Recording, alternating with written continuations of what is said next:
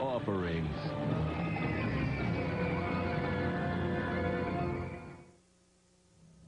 I wonder if they put Bette Davis in this flick just to make us wonder when she's going to turn psycho.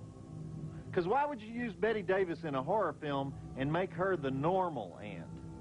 After whatever happened to Baby Jane, remember that? Betty was the numero uno scary old lady in the business, so I guess they just have her here as a red herring, you know? I always liked Betty, though. She'd take any job, kept working right up till she died.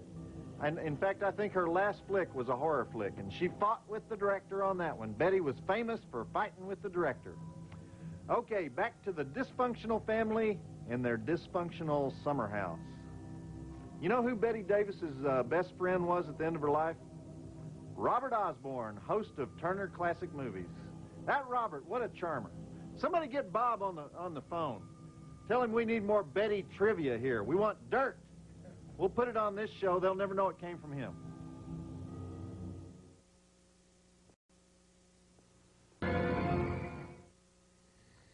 Is that Richard Belzer driving that hearse? That is a creepy grin.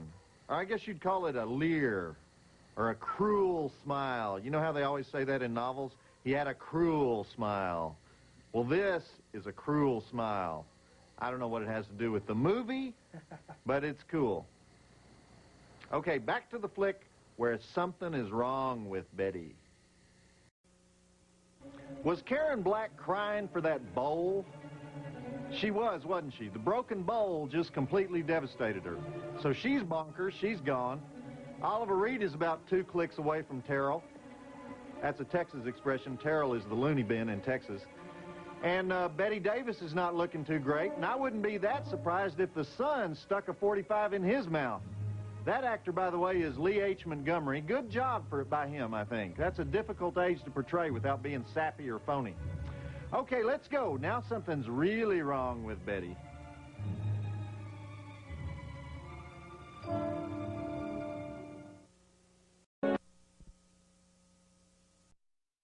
All right, now we have sinister roughhousing in the pool. Oliver Reed is great, though. He's a professional brooder. Oliver can brood better than any man alive. He broods better than Klaus Kinski or Richard Burton. You get the impression that Oliver has had his share of vodka tonics in this lifetime, you know? So when he suddenly turns a little nasty, you go, uh-huh, that Oliver, I knew it. He's a brooder. I knew that was going to happen. And speaking of weird looking, Karen Black can just sit at that table in the parlor and look creepy. Is there something wrong with her eye? Is she cross-eyed? She's got that I'm sexy and I'm psycho look. She's the kind of woman who wants to run on the beach naked and then stick electrodes on a cat. Okay, let's run with her. Let's go. We got a lot of what's known as exposition in this part of the movie. I hate exposition.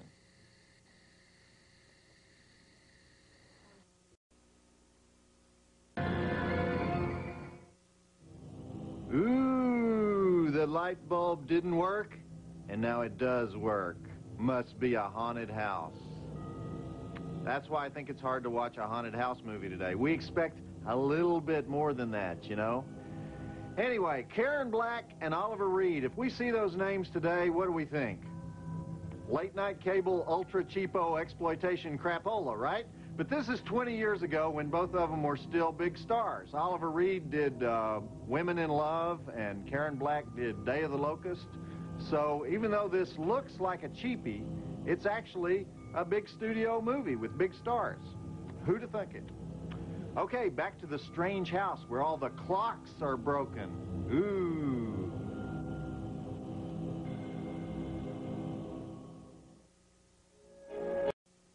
Okay, Betty's dead, I guess. And it's the house. The house. The house is evil. I don't know, I can just never get into these stories where it's about a house. I hope the old lady in the attic is doing it, though, because if it's just the house, I'm going to be a little PO'd after going through all this. Okay, back to the movie. And this is long for a ghost movie. Ghost movies should be 82 minutes. That's the rule. I should run the world, then people would know these things. A little ridiculous, don't you think? And we still hadn't seen the old lady in the attic. You know, it's been a long time since I've seen this, but do you guys understand this movie? Does anybody, do you know what really happens?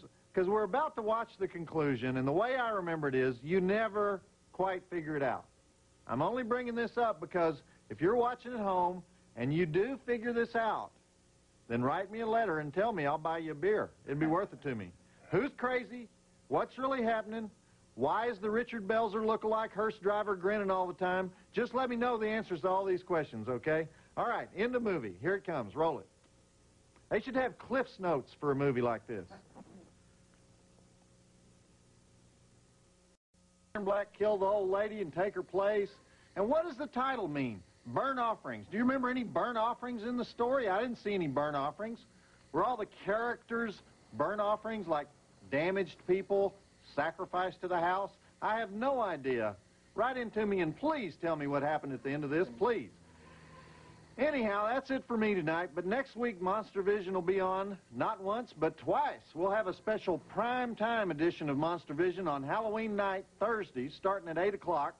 We'll be showing Poltergeist, Poltergeist 2, and Poltergeist 3, the classic trilogy about people who watch too damn much TV.